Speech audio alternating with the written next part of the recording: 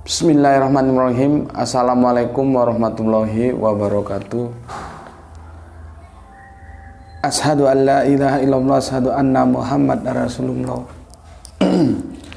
Allahumma sholli ala sayyidina Muhammad wa ala ali sayyidina Muhammad. Kita lanjutkan kajian kita ya, kemarin ya. Tajuknya tidak ada nabi dari bangsa Arab, seri ketiga ya. Sekarang kita lanjutkan ke seri keempat ya, seri keempat. Ini sudah aku kupas tuntas kemarin ya, ulangan 18 sampai ulangan 18, 15 sampai 22, terus kita menukik lagi ke ulangan 3410 ya. 3410 di mana fokusnya ini adalah di ulangan 18 19 sama 18 ya. Aku sudah jelaskan dengan detail, tetapi beginilah ya. Kalau aku lihat dari komen-komen teman-teman khususnya Kristen ya, sepertinya begitu berat ya, begitu berat mengikuti kajian-kajian ini ya, sehingga menimbulkan atau melahirkan sebuah reaksi yang itu sebetulnya tidak apa-apa sih, sebuah reaksi itu diberikan, cuman ya yang mendasar gitu loh, yang argumentatif ya, yang argumentatif gitu. Ini kajian ini dia menyuguhkan data dari sebuah analisa itu begini loh. Nah, kalian hadapi dengan data juga gitu. Kalau hanya sebuah asumsi-asumsi yang itu tidak mendasar, kan jadinya tidak bagus ya. Gimana? Asumsi itu tidak bagus memang. Jadi harus dihadapi data by data begitu. Nah, sepertinya mungkin saja aku kemarin terlalu cepat ya menjurus ke sebuah nama. Siapa sebetulnya nabi yang dinubuahkan oleh Kanjeng Nabi Musa? Sorry, aku minum dulu. Bismillahirrahmanirrahim. Hari ini air putih ya. Ada power kita mengingatkan jangan terlalu banyak kopi. Terima kasih sudah diingatkan. Ini air putih ini. Bismillahirrahmanirrahim.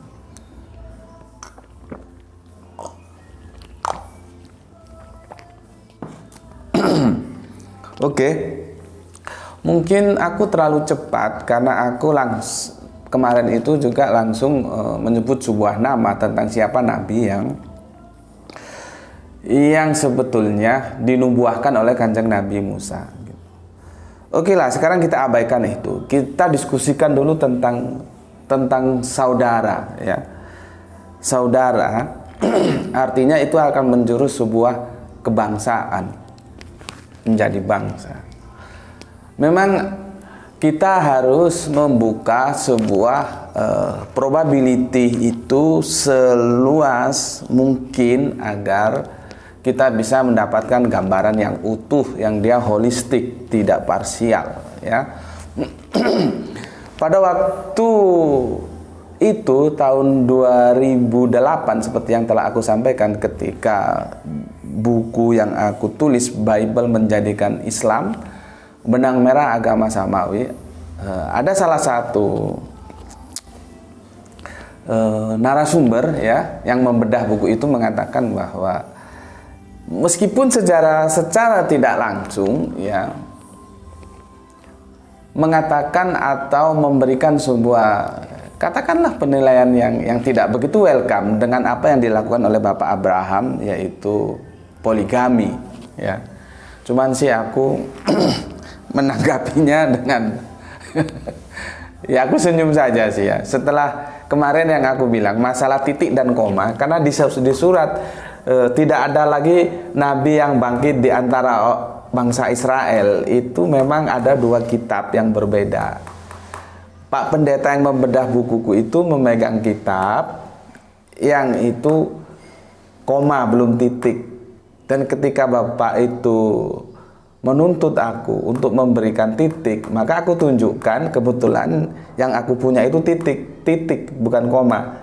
Ya, sebetulnya sih ini tidak menjadi sebuah permasalahan yang signifikan, karena ketika apabila ini awalnya dulu ditulis apakah ada tanda baca titik koma seperti ini, itu kan diskusinya menjadi ke sana.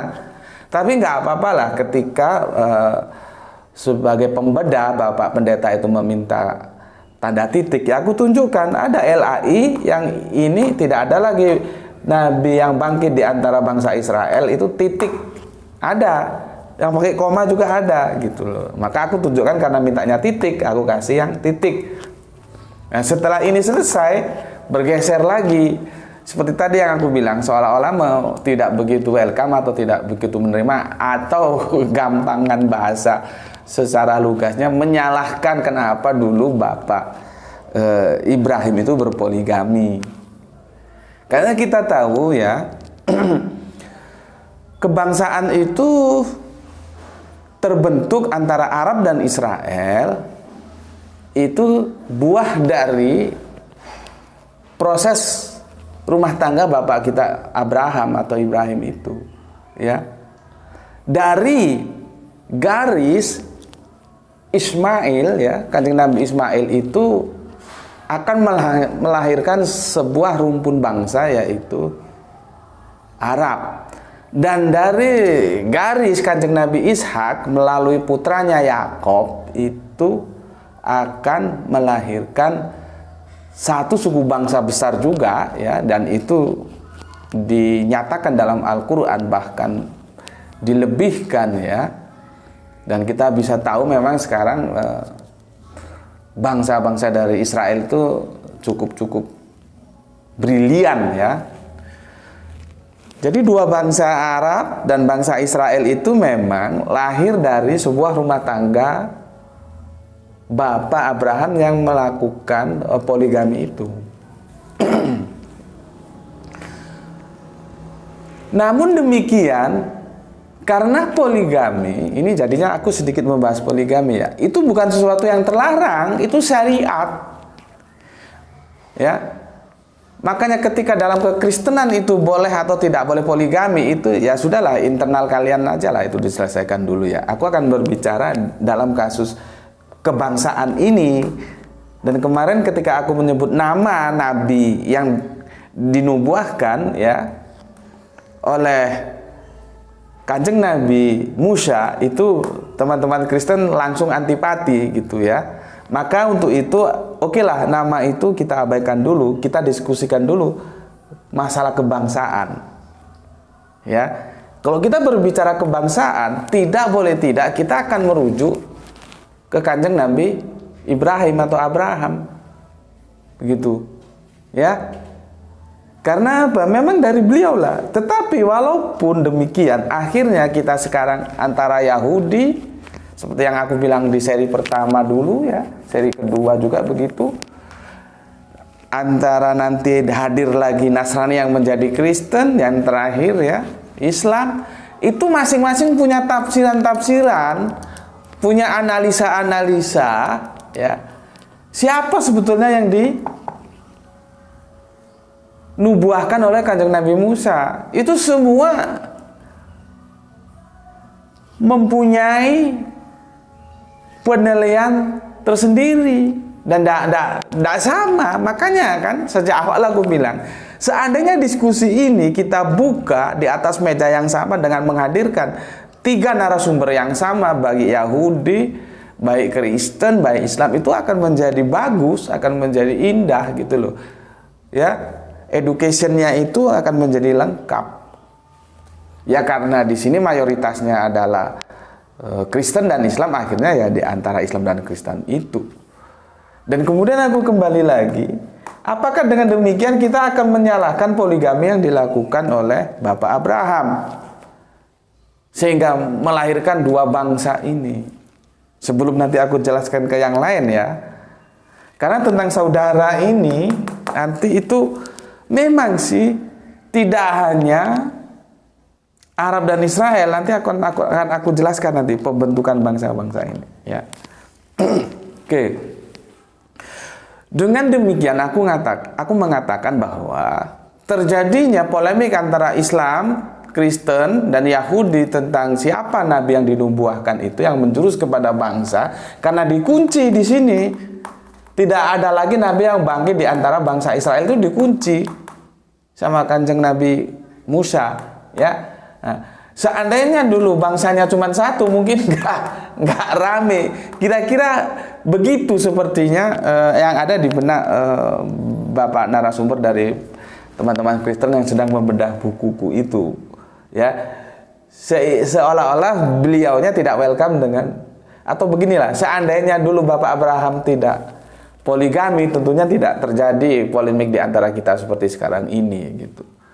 Nah, sekali lagi aku ingatkan, aku sampaikan, nabi-nabi kita dulu itu poligami.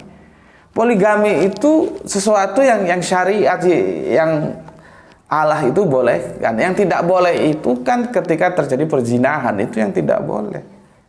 Begitu loh. Jadi kenapa harus dinisbahkan ke seolah-olah itu menjadi kesalahan dan gara-gara Bapak Abraham poligami, sehingga menghasilkan bangsa Arab dan bangsa Israel. Tidak begitu, ya. Dan poligami itu bukan menjadi sumber masalah di sini, bukan. Karena kita tahu, aku ulangi lagi, ya, Ismail itu sebagai saudara tua, dia sangat menyayangi Ishak, dan Ishak sebagai saudara muda sangat menghormati Ismail. Lalu di mana masalahnya? Mereka berdua tidak mewariskan benih-benih perseteruan. Ya tidak, mereka mewariskan benih-benih kekeluargaan. Maka kemarin ketika ada salah satu dari viewer kita, beliau adalah seorang dosen, ya, mengakunya dosen bahasa Gerik, bahasa Yunani, ya, dan sangat bagus komentarnya, ya. Ya maklum lah, ya. Tentunya beda, ya, seorang dosen, seorang pendidik, tentunya dia akan mengungkapkan rasa setujunya dan rasa tidak setujunya dalam bahasa-bahasa yang cukup santun, dan aku secara pribadi dan mengajak kalian semua untuk memberikan hormat kepada beliaunya, ya. jadi begitu. Sekarang pertanyaannya, kita ambil komparatif masalah poligami itu begini. Ishak, ya, Kanjeng Nabi Ishak itu tidak poligami itu. Jadi Esau dan Yakob, ya, itu satu bapak satu ibu. Tapi fakta sejarah akhirnya terjadi juga perseteruan di antara mereka, ya. Terjadi juga perseteruan. Makanya kemarin ketika viewer kita, saudara kita, bapak dosen kita yang terhormat itu ketika memberikan sebuah komentar yang cukup teduh, ya, aku katakan, ya, semoga perdamaian itu ada di antara kita sebagai anak-anak Abraham, yaitu Yahudi, Kristen, dan Islam. Begitu komentarku, ya. Nah, sekarang Kanjeng Nabi Ishak itu kan poligaminya tidak ada, monogami dengan ibunda Rifka, kan, menghasilkan dua putra, Esau, ya, dan Yakob. Yakob ini nantilah setelah pergumulan, ya, yang berganti nama menjadi Israel, dan dari keturunan Yakob inilah yang disebut sebagai bangsa Israel atau Bani Israel, bukan dari garis Esau, ya. Ya, kemudian itu membuktikan bahwa poligami dan monogami bukan sebuah masalah. Yang itu apakah bisa menjadi trigger perseteruan di antara keturunan-keturunan berikutnya? Tidak. Karena apa? Kanjeng Nabi Ishak itu tercatat sebagai pelaku monogami. Toh keturunannya juga bermasalah. Terjadi perseteruan. Yang sulung itu kan sebetulnya kan Esau, bukan Yakob. Dan itu nanti aku nggak tahu karena videonya sudah ratusan, ya, aku nggak hafal. Apakah sudah aku bahas atau belum? Itu nanti perseteruannya dalam tajuk tipuan di balik semangkuk kacang merah. Jadi kakaknya Esau itu ditipu oleh Yakob, sehingga hak kesulungan itu akhirnya 2 kali atau 3 kali itu ditipu ya, sehingga hak kesulungan itu berpindah kepada Yakob gitu. Orang Jawa bilang diicoli, diicoli semangkuk kacang merah. Begitu. Dan itu terjadi perseteruan. Maka dari itulah kenapa ya, kenapa Yakob itu sampai lari ke negeri pamannya sana, Laban, itu paman dari ibunya Ribka. Karena ibunda Ribka mendengar Esau itu akan membunuh Yakob. Maka ibunda Ribka memberikan nasihat kepada Yakob putranya untuk menghindar dengan cara pergi, atau yang menghindar itu tadi ke tempat pamannya, yaitu Laban. Itulah makanya disebut Israel, berjalan malam ya. Isra itu perjalanan ya. Terus namanya kan menjadi Allah yang mendampingi dia ketika berjalan malam. Kalau bahasa lugasnya seperti itu ya. Israel itu kan merujuk kepada Allah. Jadi Isra, nah ini nanti kemana? Jadi gini loh, Kanjeng Nabi Yakob itu juga melakukan Isra, ya. Kanjeng Nabi Muhammad juga melakukan Isra. Jadi semua Nabi itu Isra. Kalau kita nanti masuk ke dalam hal-hal yang intipati akan ketahuan. Makanya disebut Israel. Dari situlah nanti seluruh keturunannya yang 12, aku ulangi lagi, sebetulnya 13 kan. Tapi Dina tidak terhitung karena dia perempuan. Maka dari itulah garis keturunan itu dihitung dari gender, laki-laki atau perempuan, bukan dari bapak yang punya ibu budak terus enggak, dari ibu tidak budak itu dianggap keturunan, bukan begitu. Karena dari 12 suku Israel itu ya, ada yang terlahir dari ibu-ibu yang itu notabene budak, tapi tetap aja dianggap keturunan. Karena apa? Karena laki-laki. Kenapa Dina itu ibunya bukan budak, tapi kenapa nggak dihitung? Karena dia perempuan. Jadi kita itu ya, Yahudi dan Islam itu patriark dia. Garis keturunannya itu laki-laki, bukan perempuan. Oke. Sekarang ke sini. Sudah aku jelaskan kemarin ya, tapi nggak apa-apa lah. Karena teman-teman sepertinya agak sulit menerima penjelasan ini ya. Apa aku terlalu sulit untuk menjelaskannya? Aku ulang lagi ya. Katamu ya, saudaramu di teks ini ya, katamu ya, dan kata mereka ini kalau kita rujuk secara komprehensif seluruh ayat itu kita baca, itu tidak bisa tidak dia merujuk kepada satu bangsa yang bernama Israel. Ini loh ya. Aku kemarin sudah ulang-ulang, sepertinya juga masih ada yang belum paham. Dia merujuk ke suatu bangsa, yaitu Israel. Ya, sesuai dengan latar belakang lahirnya. Kalau orang Jawa, kalau orang Jawa bilang puyo-puyo,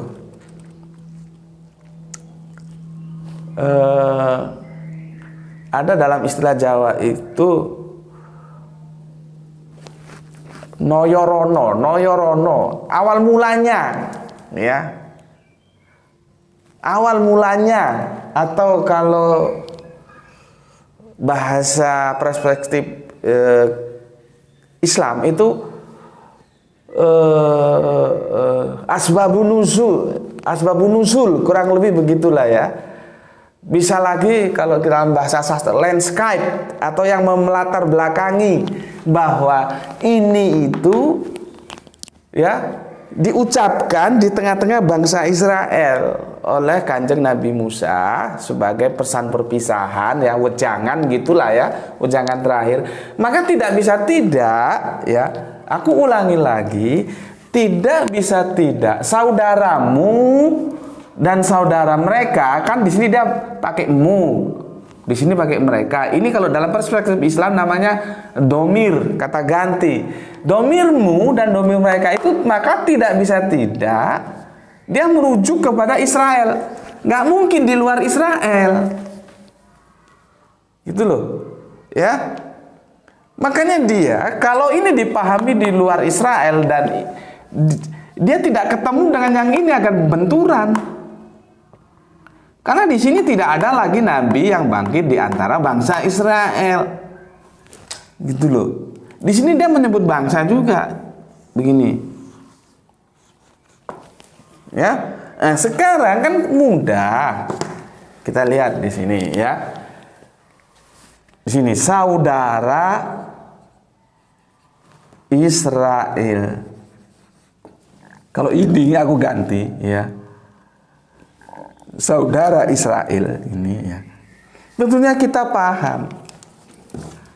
Saudara dan Israel itu beda. Artinya apa? Saudara Israel yang disebut saudara ini bukan Israel ya. Jadi saudara ini bangsa, Israel ini bangsa ya. Maka saudara Israel jelas itu tidak menuju kepada Israel. Tapi saudaranya. Berulang kali aku bilang, ya, memang ini kajian gimana ya? Kalau kalian tidak open mind ya, agak sulit diikuti. Meskipun tahu bisa jadi pura-pura tidak tahu juga agak repot. Tapi nggak apa-apa lah. Aku coba ulangi lagi ya. Saudara Israel itu pasti bukan Israel, tapi apa? Saudaranya. Karena ini dua entitas yang berbeda, gitu loh. Nah, di sini disebut tidak ada lagi nabi yang bangkit di antara bangsa Israel. Makanya dia mau tidak mau, suka atau tidak suka Anda, harus ada nabi yang bangkit keluar dari bangsa Israel. Begitu loh. Tetapi dia juga tidak semua bangsa boleh, karena ada satu kriteria lagi, dia harus saudaranya Israel.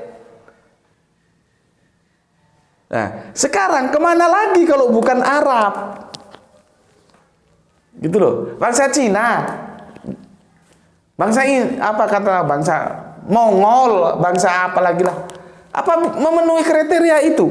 Memenuhi keluar kriteria di luar bangsa Israel, iya. Tapi memenuhi kriteria saudara Israel itu yang nggak bisa dipenuhi kecuali oleh bangsa Arab. Gitu loh.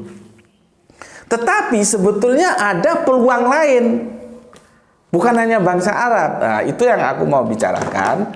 Jadi begini, ini sudah ya, sudah aku ulangi ya, sudah aku ulang-ulangin, sudahlah. Tinggal kalian bagaimana memahaminya lah ya. Oke, sekarang kita tinggalkan ini tentang bagaimana memahami saudaramu dan saudara mereka. Memang itu perlu pemahaman bahasa yang utuh. Sekarang begini, kalau kita merujuk Bible ya, Bapak Abraham ya itu memang berpoligami dengan 3 istri ya. Satu namanya Sarah ya, Bunda Sarah, Bunda Hajar, Bunda Ketura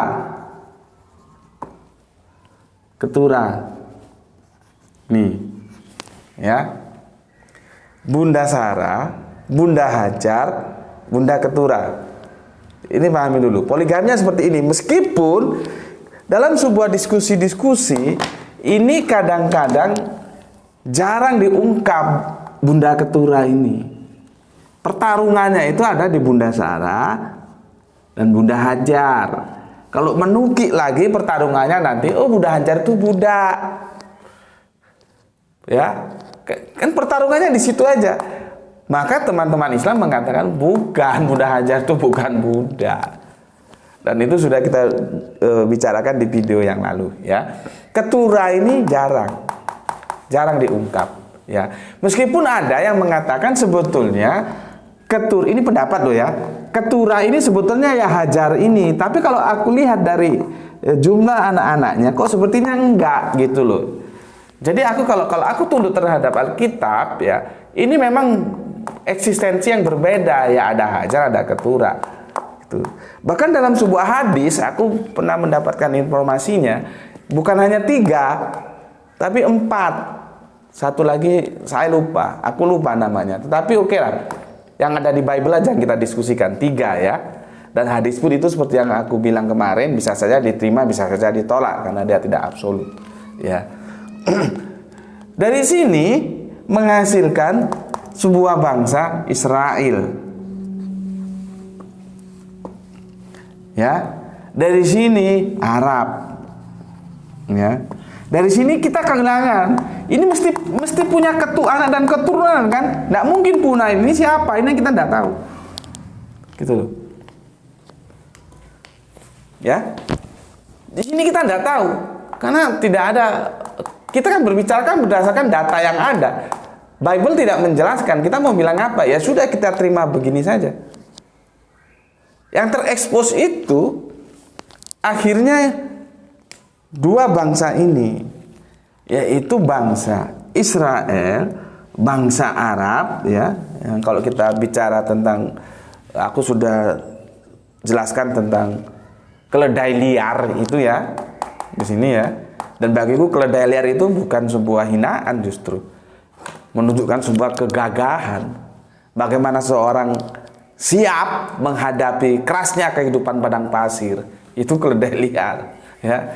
Ya cuman ya kadang-kadang dimanipulasi ya terserahlah bagaimana kalian menilai, tapi aku tidak begitu. Bagiku sebuah sebutan keledai liar itu justru menunjukkan kegagahan ya. Karena dari Kedar itu nantilah ya bangsa Arab itu akan terus mengalir ya. Sebetulnya ada, tapi bukunya sudah diboyong ke tempat yang baru. Kalau kita mau belajar bangsa Arab, ini juga ini jelimet. Nanti ada Ariba, ada Musta'riba, ada yang Arab, ada yang diarabkan, ya. Ini nanti ada satu suku bangsa, kalau kita garis sejak zaman Nabi Nuh, Bakia, ya. Ini punya apa namanya? Punya keasikan tersendiri kalau kita berbicara tentang bangsa Arab ini. Karena nanti itu kita akan menyentuh hadis juga. Sebetulnya, ya. Bagaimana perkembangan bangsa Arab ini? Ini satu topik yang cukup jelimet juga, ya. Tetapi ini menjadi pembicaraan kita. Artinya familiar, orang familiar dengan Arab. Begitu juga Israel. Oh, familiar juga. Orang siapa tidak kenal bangsa Israel? Familiar. Ini nanti lewat raja-rajanya, lewat Daud, lewat Solomon, ya. Dan berikut-berikutnya ini terkenal juga ini sama terkenalan juga. Nah, di sini kita tidak familiar. Siapa ini? Saya nggak punya data ini. Ketura ini. Mestinya Ketura ini juga melahirkan bangsa, tapi bangsa apa? Dan ada nggak? Ya, yang nanti dia kan begini loh. Seseorang itu eksistensinya itu harus punya 2 syarat. Baru dia dikatakan utuh. Ada pengakuan dan ada pernyataan, gitu loh. Ini aku agak menyimpang ya, agak menyimpang sedikit supaya bisa menjelaskan kepada kalian ya. Kalau Yesus sebagai Allah itu masih 50%. Karena apa? Dia hanya pengakuan dari orang yang mengalahkan Yesus. Tapi pernyataan Yesus sendiri bahwa dia Allah itu tidak ada. Sedangkan sesuatu eksistensi itu diakui sempurna apabila ada pernyataan tentang sebuah objek, ya objeknya apa gitu ya terserah, dan ada pengakuan. Ini baru bisa diterima. Kalau hanya pengakuan tanpa pernyataan tidak bisa. Pernyataan tanpa pengakuan juga tidak bisa. Ya, tolong kalau kalian ngaji di sini, setiap pernyataan yang aku sampaikan kalian cermati ya. Begitu juga seorang menjadi presiden itu harus ada pernyataan dan ada pengakuan. Dia menyatakan diri presiden dan akhirnya mengakui dia presiden. Kalau tidak, orang bisa saja menyatakan dan orang bisa mengakui. Jadi harus ketemu antara pengakuan dan pernyataan. Ya. Nah, ini adanya eksistensi Israel ini diakui dan dinyatakan. Adanya eksistensi Arab ini diakui dan dinyatakan. Tetapi di sini kita tidak tahu. Kita blank data. Kita blank data di sini. Ya. Sehingga kalau ada, katakanlah ini juga ya, melahirkan sebuah bangsa ya. Berarti kan ini juga masih saudara Israel. Ya. Jadi kemungkinan itu tidak hanya dipenuhi oleh Arab. Ini ada keturunan dari keturah yang kita tidak tahu. Data kan harus kita buka, ya kan? Ini. Jadi supaya teman-teman, maksudku kenapa aku mengatakan begini? Supaya teman-teman Kristen itu jangan berprasangka bahwa karena aku Islam dan nabinya Kanjeng Nabi Muhammad, kebetulan, ya bukan kebetulan, masa kebetulan itu bangsanya itu Arab, terus pokoknya harus Arab. Enggak begitu saudaraku. Aku berbicara berdasarkan data. Makanya aku buka ini, keturah ini juga sebetulnya bisa memenuhi. Bukan hanya Arab saja, cuman kita nggak tahu bangsanya apa. Karena ini juga kalau kita tarik garis ke sini, ini saudaranya Israel. Satu bapak Abraham, Benei Ab Ehad, yang kemarin aku sudah sampaikan. Benei Ab Ehad. Ini loh. Ya. Setiap pernyataan Benei Ab Ehad, yang aku kemarin sudah jelaskan juga apa arti Ehad itu kan, Sema'u Israelu Yahweh Elohenu Yahweh Ehad, tunggal. Dari bibit yang satu, dari bibit yang sama. Siapa? Ini Bapak Abraham ini. Jadi kalau disebut, kalau petanya begini, ya, kalau disebut ada bangsa lain yang bisa memenuhi kriteria, ya, sebagai nabi yang dinubuatkan oleh Kanjeng Nabi Musa, maka aku jawab dengan jujur berdasarkan Alkitabiah. Memang ada dari garis keturunan, cuman kita tidak punya data itu bangsa apa. Gitu loh.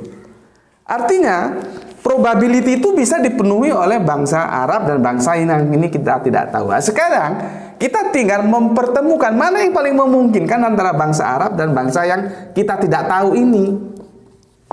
Gitu loh. Sekarang mau bagaimana kita membicarakan sesuatu yang kita tidak tahu. Dan ini selalu dipandang sebelah mata oleh pakar sejarah, oleh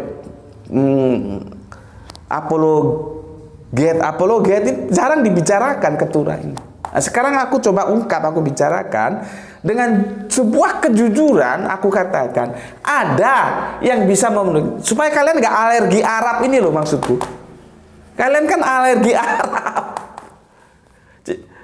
Apalagi kemarin aku terlalu cepat menyebutkan namanya, ya. Sudahlah, nama kita kita pending dulu, kita sebut bangsa karena di kajian yang kemarin dikatakan bahwa tidak ada lagi nabi yang bangkit dari bangsa Israel. Nah, sekarang kita fokus ke bangsa aja lah. Tentang siapa namanya nanti dulu, ya. Oke, sudah jelas ya. Jadi ada dua probability bisa dipenuhi saudaramu tadi itu loh. Ya. Mana tadi? Saudaramu. Ya. Saudaramu kok mau saudaramu atau berikutnya saudara mereka ini bisa dipenuhi oleh dua bangsa, yaitu Arab dari garis Ibunda Hajar, dan ini kita tidak tahu bangsa apa. Ini dari Ibunda Hajar, ini dari Ibunda Keturah. Gitu loh. Lihat lagi terminologi saudara yang sudah aku jelaskan di seri kedua. Apa saudara itu? Jadi dua ini bisa memenuhi. Nah, jadi dua bisa memenuhi. Sekarang yang paling memungkinkan mana? Yang paling memungkinkan mana? Antara Arab dan bangsa yang kita tidak tahu. Antara garis Ibunda Hajar dan garis Ibunda Ketura. Ini yang paling memungkinkan mana memenuhi probability yang dinyatakan oleh Kanjeng Nabi Musa, ya, seorang nabi itu yang paling memungkinkan mana? Kan gitu aja. Supaya kalian teman-teman jangan terlalu alergi kalau aku bilang Arab, bangsa Arab. Karena aku sudah bilang kemarin, aku tidak ada masalah dengan Arab. Aku katakan apa yang harus katakan. Maka ketika aku mengkritik Arab juga teman-teman jangan alergi. Bagaimana aku kadang-kadang mengkritik Arab-Arab jahiliyah itu. Arab-Arab jahiliyah itu kan karena dia tidak mewarisi bahkan merusak apa yang sudah disampaikan oleh Kanjeng Nabi Ibrahim via Kanjeng Nabi Ismail. Berikut-berikutnya itu rusak semua. Baru datanglah Islam, ya, untuk mengembalikan. Karena sudah rusak, Islam menjadi asing. Makanya Kanjeng Nabi Muhammad bilang bahwa Islam itu dianggap asing karena sudah terlupakan. Ya. Terutama nilai-nilai apanya? Intipati dari sebuah agama itu nilai-nilai tauhid. Nah, kalau sudah aku bilang tauhid, kalian teman Kristen antipati lagi, ya. Itu sudah dirusak. Dulu Ka'bah itu untuk menyembah Allah yang esa. Ya. Orang Arab-Arab jahiliyah ini dikasih patung-patung yang 365 patung itu menjadi syirik. Datang Islam, dikembalikan lagi. Jadi bukan Islam merebut Ka'bah itu dari orang-orang Arab jahiliyah, bukan. Gimana sih? Makanya kalau kita berbicara tentang sejarah bangsa Arab, terus kita berbicara lagi tentang sejarah Ka'bah, oh itu asik banget. Sehingga kita bisa menemukan gambaran yang utuh. Dan bukan hanya Islam saja sebetulnya. Bukan hanya Kanjeng Nabi Muhammad saja. Semua para nabi itu sama, mengembalikan keajaran semula yang sudah diselewengkan. Begitu loh. Kanjeng Nabi Isa itu pun begitu, mengembalikan Yahudi itu seperti apa yang sudah diajarkan oleh Kanjeng Nabi Musa. Gitu. Ya. Oke, di sini sekarang mana yang paling memungkinkan antara Arab, ya, dan bangsa yang kita tidak tahu ini? Maka kembali seperti pernyataan aku tadi, sebuah eksistensi itu dia 100% sehingga bisa diterima kalau ada pengakuan dan pernyataan. Begitu loh. Ya. Di sini kita repot, di mana keturunan Ketura ada mengaku sebagai pewaris Nabi? Di mana keturunan Ketura, ya, diakui, diakui sebagai garis Nabi? Jangan kan diakui, dibicarakan aja jarang. Itu loh masalahnya. Jadi harus ada pernyataan, ya, bahwa siapa kan, misalkan ya, dia menyatakan mengaku sebagai Nabi, ya, pernyataan itu, terus pernyataan itu diakui oleh pengikutnya. Nah itu baru nanti kita hadapkan dengan bangsa Arab ini. Tapi di sini kan dalam taraf pengakuan dan pernyataan saja sudah nggak lolos, nggak ada. Tidak ada bangsa dari keturunan Ketura ini mengeluarkan pernyataan bahwa dia nabi, dan tidak ada pengakuan terhadap keturunan dari bangsa dari garis Ibunda Ketura ini yang diakui sebagai nabi. Tidak ada. Jadi intinya apa? Kosong, tidak ada. Nah, kembali lagi, ya kembali ke Arab ini. Mau kemana lagi? Tuh. Ya. Ini dari garis Abraham. Nah, sekarang karena aku harus memenuhi semua tantangan-tantangan kalian, ya, dengan cara menjelaskan supaya kalian jelas. Ini dari garis Bapak Abraham. Sehingga ada lagi yang tidak mengambil dari garis Abraham, tapi itu sudah salah, karena yang ada itu Abrahamic faith. Tidak ada Ishak faith, itu tidak ada. Yang ada itu Abrahamic faith, berarti nanti ada istilah anak-anak Abraham. Kalau kita belajar tentang abrograsi, tidak ada anak-anak Ishak, itu tidak ada. Ya, karena apa? Ada yang berargumentasi dia keluar dari garis Abraham, tapi dia turun lagi ke Ishak. Masalah pembangsaan ini, ya. Oke, sekarang kalau Ishak kita lihat seperti ini, ya. Supaya clear gitu loh. Jadi bukan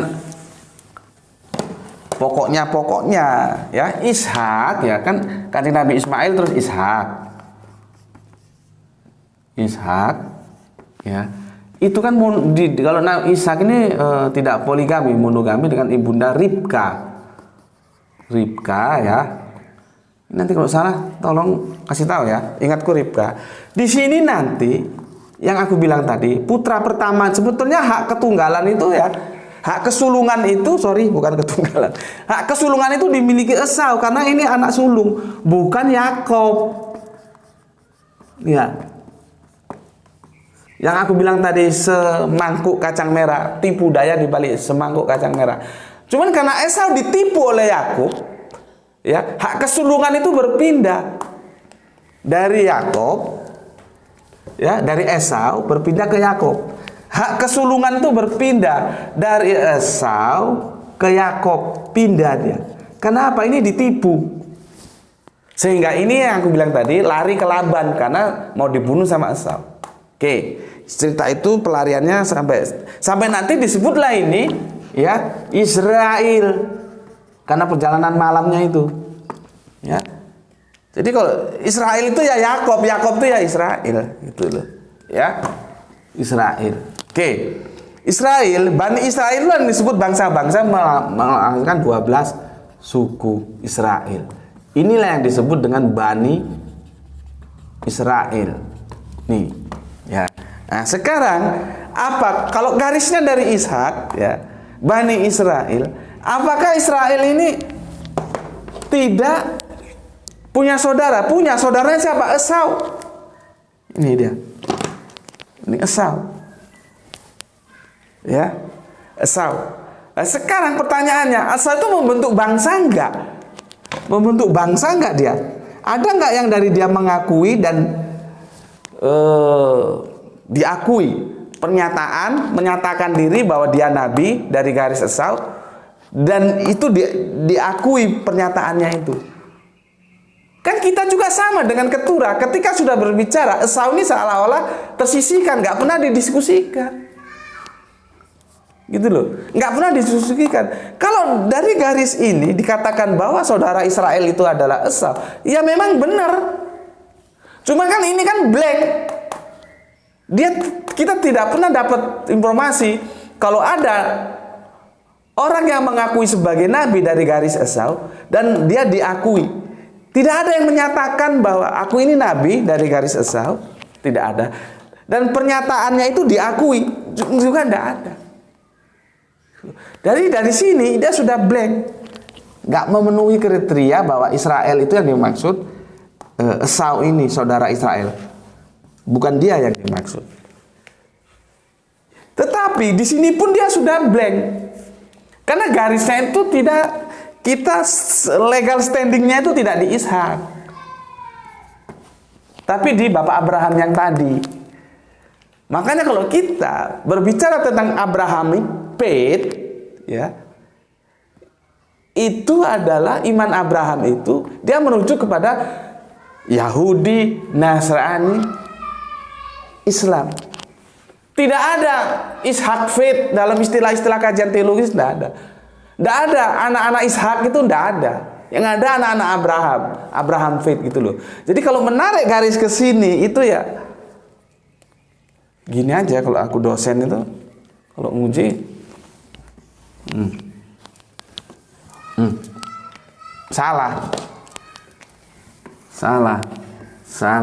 salahnya di mana? Menarik Ishak menjadi standing legal, ya, awal pemikiran itu menjadi salah karena pemikiran itu diawali dari Bapak Abraham. Yang kedua, Esau juga tidak pernah ada keturunannya mengakui dan diakui. sebagai nabi. Tidak ada yang menyatakan aku nabi dan diakui sebagai nabi. Tidak ada. Oke. Udah berapa lama, Le? 44. Oke, sebentar lagi. Sebetulnya begini loh ya. Aku hapus dulu ini dulu ya. Aku hapus dulu. Ini sudah selesai ya. Aku hapus karena nanti aku mau menulis beberapa ayat.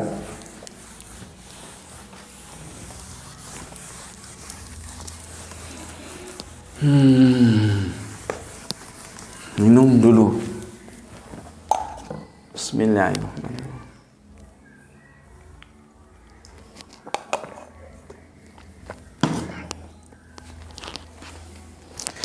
Ini perlu menjadi sebuah catatan ya untuk teman-teman Islam tentunya dan juga untuk teman-teman Kristen. Biasanya sih kalau aku diskusi tentang siapakah nabi yang dinubuahkan oleh Kanjeng Nabi Musa atau Moses, itu aku tanya dulu dengan teman Kristenku. Ya, aku tanya dulu supaya aku tahu legal standingnya di mana, positioningnya di mana. Yang paling perlu aku data, aku tanya, Anda dari Kristen yang mana? Karena kita tahu sampai saat ini saudara ke Kristen kita itu juga masih bermasalah tentang konsep teosnya ya. Sudah berapa abad? Sekarang sudah 2021. Ya, 20 abad lamanya menyelesaikan Tuhannya itu konsepnya seperti apa aja sampai sekarang belum selesai, ya itu karena tidak taat terhadap Alkitab. Kalau semua kembali kepada Alkitab itu selesai sudah ya. Sehingga awalnya dulu ada Kristen Tritunggal, kemudian ada Kristen Tunggal, gampangnya begitulah ya. Kristen Tritunggal ini akhirnya menjadi mainstream.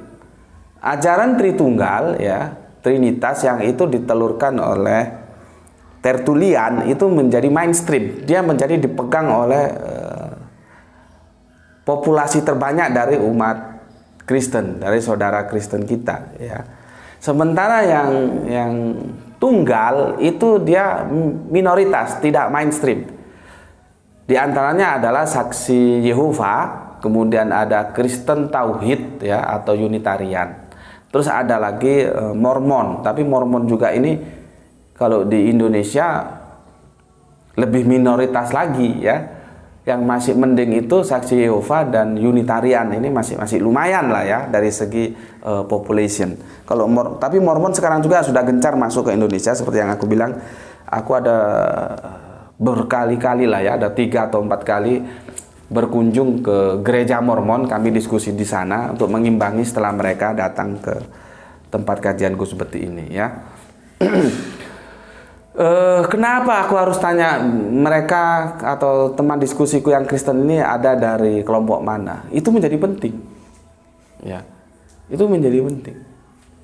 Saksi Yehova ya, itu awalnya kan dia itu tidak tampak di permukaan. Setelah reformasi ya terjadi perubahan, katakanlah perubahan regulasi ya tentang hukum-hukum, terjadi amandemen, terjadi ya keran-keran hukum itu dibuka. Akhirnya disitulah Saksi Yehova itu berani menunjukkan eksistensinya. Karena apa? Dia itu dikatakan sesat oleh yang mainstream tadi. Baru kemudian kita mengenal, oh ternyata Kristen Tauhid itu ada ya, Unitarian itu. Baru menyusul kalau Mormon itu kan kemudiannya ya. Dan ini karena regulasi hukum sudah berubah, sistem keterbukaan sudah berubah, maka mereka berani tampil ke permukaan. Nah, kalau misalkan diskusinya dengan Kristen Tauhid ya atau Unitarian dengan Kristen Saksi Yehova dengan Mormon, ini nanti ada keberatan juga nih kalau aku bilang Saksi Yehova Unitarian dan Mormon itu Kristen gitu ya. Tapi gini loh, Aku mengatakan Kristen itu tidak melihat dari konsep teosnya, tapi dari linguistiknya. Kristen, pengikut Kristus. Lah semua ini mereka mengakui pengikut Kristus, kan aja Kristen gitu loh.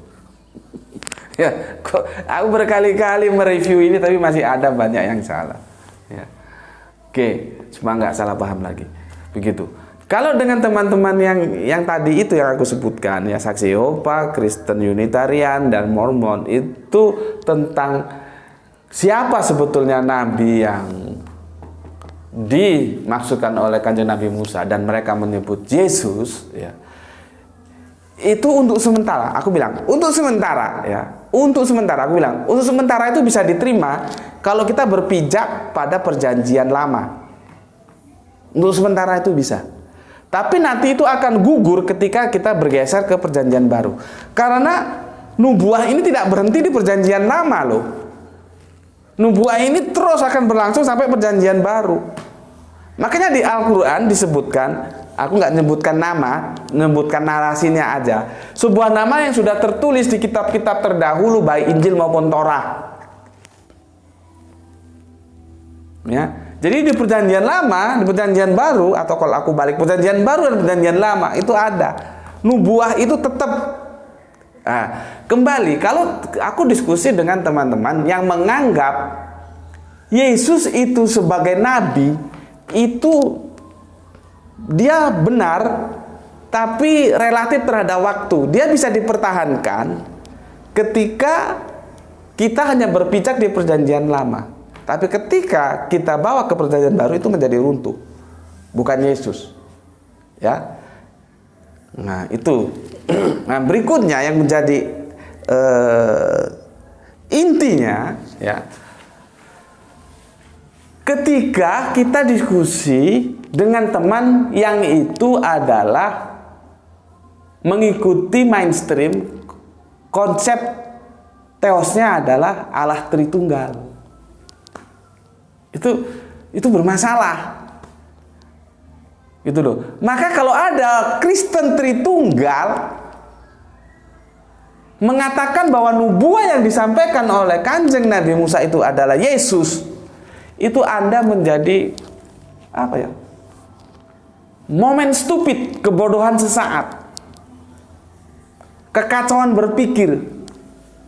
Karena apa? Kan Anda mengakui, meskipun Yesus tidak pernah menyatakan, iya kan? Kalau kamu bilang pernah, tunjukkan sama aku ayatnya mana gitu. Yesus menyatakan dirinya Allah itu mana?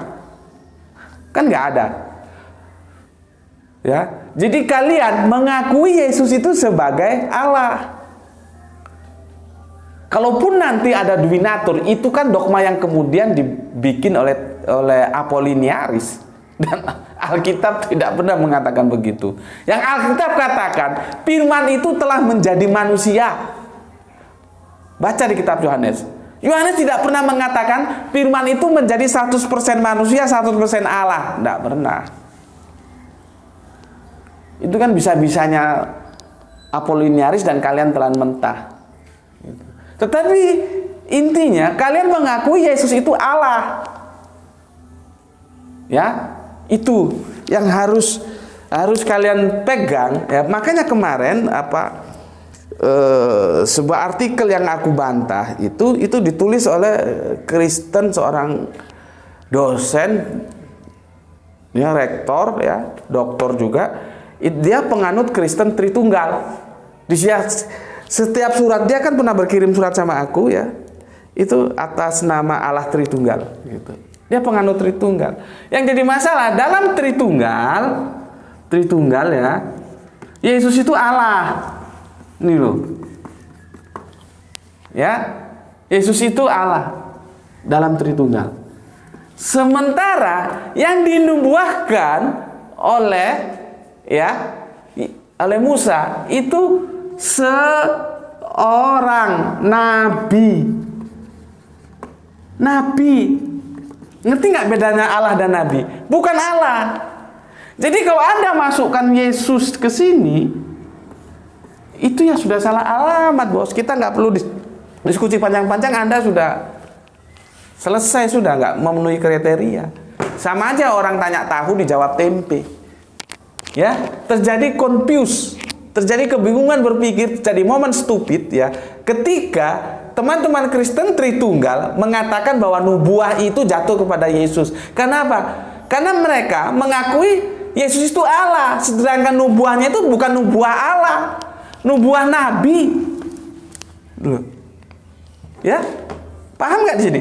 Nubuah kenabian, bukan nubuah Allah. Lagi pula bagaimana mungkin Allah mau dinubuahkan? Paham di sini? Ya. Jadi kembali lagi ya, aku katakan kalau teman-teman Tritunggal ngotot, aku tidak katakan yang lain loh ya, tadi aku sudah jelaskan. Yang Tritunggal ngotot bahwa Nabi yang dinubuahkan oleh Kanjeng Nabi Musa itu diisi oleh Yesus, ya. Anda selesaikan dulu dah Yesus itu Allah atau manusia gitu, ya. Anda selesaikan di sinilah daripada rame kita. Selesaikan dulu Yesus itu siapa? Karena yang jelas Nabi yang dinubuahkan bukan Allah, ya. Anda selesaikan di sini. Who is Yesus? Who tulisannya gimana, Le? Lupa Bapak. Sudah lama nggak berbahasa Inggris. Who is Yesus? Ya, selesaikanlah dulu di sini. Apakah dia Allah? Apakah dia manusia? Ya, baru Anda masuk ke dalam diskusi ini tentang tidak ada lagi nabi dari bangsa Arab, ya. Daripada capek-capek ujung-ujungnya mentok di sini. Kacau ini kalau dimasukkan Yesus. Karena nubuahnya itu nabi bukan Allah gitu.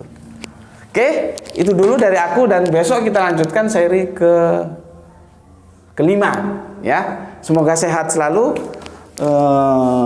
Yang terakhir aku ucapkan selamat berkarya menyambut kehidupan yang semoga memberikan damai di antara kita. Itu dari aku. Assalamualaikum warahmatullahi wabarakatuh.